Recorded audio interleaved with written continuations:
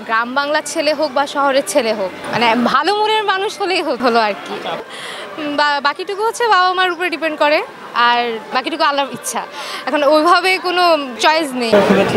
আপনাকে আচ্ছা, কেমন লাগছে পহেলা বৈশাখে এই তো মাত্র আসলাম এখানে ঘুরতে, এখনো পুরোপুরি ঘোরা হয়নি, কেবল হচ্ছে এতটুকু এরিয়া ঘুরছি। হ্যাঁ, বেশ ভালো লাগছে, অনেক মনোরঞ্জন পরিবেশ, খুবই রোমাঞ্চকর লাগছে সবকিছু আশেপাশে।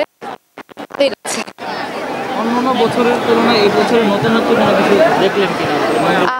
আসলে ব্যস্ততার মধ্যে এরকম মানে প্রতি বছর আসা হয়ে ওঠে না, তো এবারে যেহেতু এসেছি, হ্যাঁ সব কিছু একটু অন্যরকম লাগছে। নতুনত্ব বলতে যে ভিন্ন ভিন্ন মানুষ দেখছি, এক একজন এমনভাবে সেজেছে, সুন্দর করে সেজেছে। হ্যাঁ, আগের থেকে একটু বেশি একটু অন্যরকম লাগছে পরিবেশটা, সব মিলে ভালোই লাগছে। নতুনত্ব বলতে যে এটা তো বাংলার ঐতিহ্য, এই পয়লা বৈশাখে সবাই এরকম শাড়ি পরে বাবা মার সাথে আসে, প্রিয় মানুষজনদের সাথে।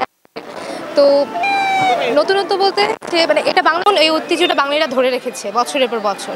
তো এখানে নতুনত্ব আমি খুঁজে পাচ্ছি না, কিন্তু সেই প্রাণ বাংলার যে একটি টান আছে, সেটা অবশ্যই খুঁজে পাচ্ছি আমি এখানে, দেখতে পাচ্ছি।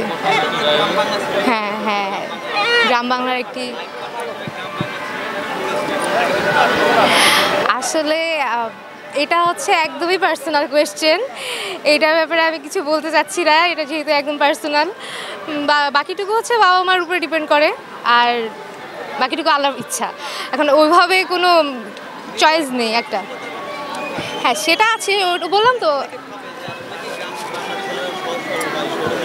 হ্যাঁ, এখন গ্রাম বাংলার ছেলে হোক বা শহরের ছেলে হোক, মানে ভালো মনের মানুষ হলেই হলো আর কি।